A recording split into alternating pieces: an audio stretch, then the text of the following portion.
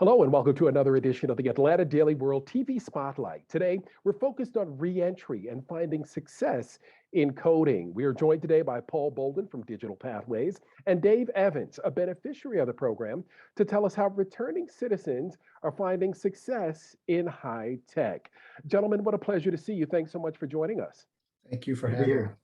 Absolutely. Paul, let me start with you. Lay out the program for us, if you will, because it seems to be kind of pie in the sky. You want to teach those newly released prisoners, returning citizens, how to code. I mean, isn't there something simpler they can learn? There is absolutely something simpler, but I tell you what, they are up for the test and they've proven that. This started as an experiment formally in 2014, where I had noticed just through conversation, these guys are really, really bright. And so instead of teaching basic computers, we taught C# programming. In fact, it started with Python and it quickly moved into C# and some of the advanced software stacks offered by Microsoft. And very quickly, gentlemen, much like Dave, ran past me. I mean, all I could do was just throw books at him and let him go. And very impressed. And Dave is now proving that this is a success. It's more of a, I think it's more of the point of exactly what's there and the untapped resources that exist within the prison systems. Absolutely. Dave, where'd you find your interest in coding? When did you realize that, hey, this is something I'm pretty good at and I want to make a living at it?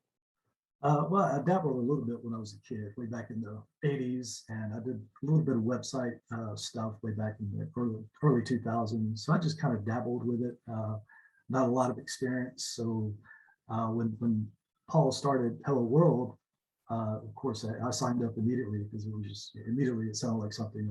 I love computers, and so yeah, it sounded like something I would love to do. So I signed up right away. So.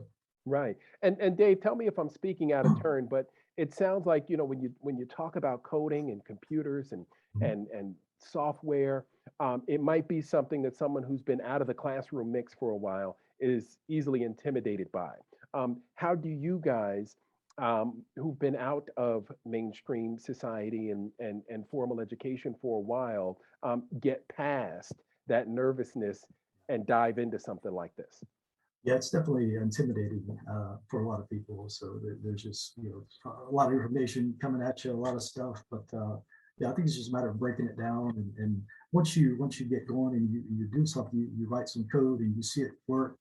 That's what kind of gets you motivated, gets you going. It's pretty cool. I can do that. I can write some code and this happens on the screen. And so that's pretty cool. So that kind of gets the ball rolling. Yeah, Paul, tell me a little bit about getting them to that point. Wow, you talk about a labor of love. This has to be incredibly rewarding. I've never experienced anything like it, which is why I just can't stop. That once that light bulb turns on and you get a chance to see it, there is an adrenaline rush that just can't be explained. And it takes breaking it down and explaining it in ways that they would understand. I mean, some of the examples that you typically see in software instruction on the internet are different than things that would make sense to someone who may have been incarcerated for 10, 12, 15 years. And so finding ways of relating to their world and explaining concepts in that way is what helps. And when that light bulb turns on, it's exciting to watch.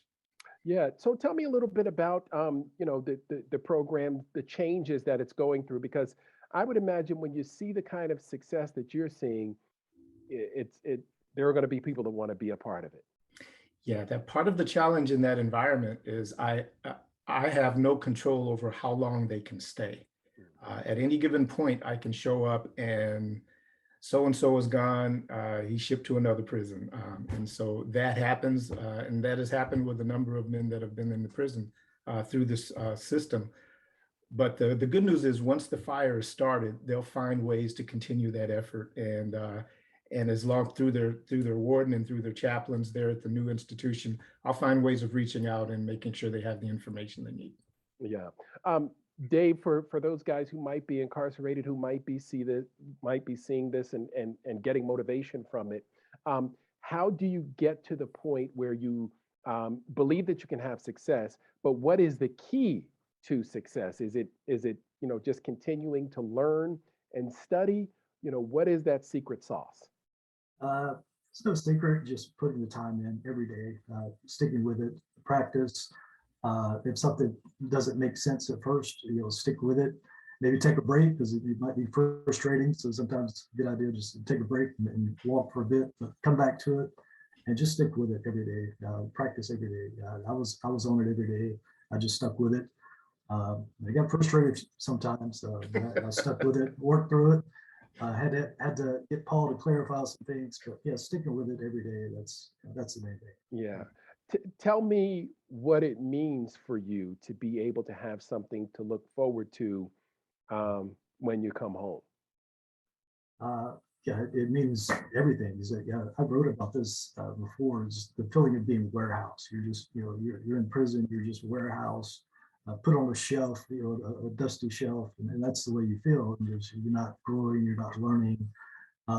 You're not working towards anything, and you're just warehouse. That's the way I think a lot of people feel. It's the way I felt. So once I started Hello World, I felt like I started to feel more hope about, hey, I can maybe continue with this and possibly have a career with this and make a decent living. And so that they gave me a lot of hope and to do something that I would enjoy doing. So yeah, it means a lot. Yeah, what a blessing. What a blessing. Paul, tell me a little bit about, working with limited access to equipment. I know, computers are hard to come by in that setting. How do you help them continue the learning process when they can't, just jump on a laptop and practice and work with what they've learned on a particular day? Absolutely. One of the things that is paramount in this is they need to be able to have access to a computer. Thankfully, the warden was very progressive in his mindset, and I was able to work with him. So establishing and maintaining the trust with the warden is important. That means making sure that the security of everything that's brought in is maintained, and what's brought in stays in. So any computers that's donated, they stay in that environment. We make sure that they have the software on them that'll allow these guys to do the development they need, and we teach from there. So I think what has helped here is they have access right in the dormitory, which is where the class takes place. They can come out of their rooms, their cells, come downstairs to the computer lab environment and get to work all day while they're available to work, and that helps a lot. Wow, I'm sure. I'm sure. Paul, how can families that might be interested in sharing this story with a loved one get in touch with you? Absolutely. So I can be contacted through paul.bolden, Bolden, at digipathways.org. Digi pathways.org. The best way, since the advertisement has to basically come through the prison system, is to communicate with your loved one who is inside and tell them, hey, I've heard of this program. Mention it to the chaplain, mention it to the warden, mention it to your counselors, and say that you're interested. What's typically happened is once I get wind of it, I'll chase them down. And if they're in another dormitory, I'll find a way to get them involved.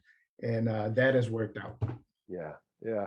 Dave, before we let you go, tell us why companies should look to returning citizens like yourself to find valuable talent, but people who just might have made a mistake and need a second chance and are looking for an opportunity. Right. So yeah, I think it's a huge talent pool, and there's definitely a shortage of programmers and people in tech. So yeah, it's a huge talent pool that they should consider. There's a lot of talent there. So yeah, it's definitely something they should consider.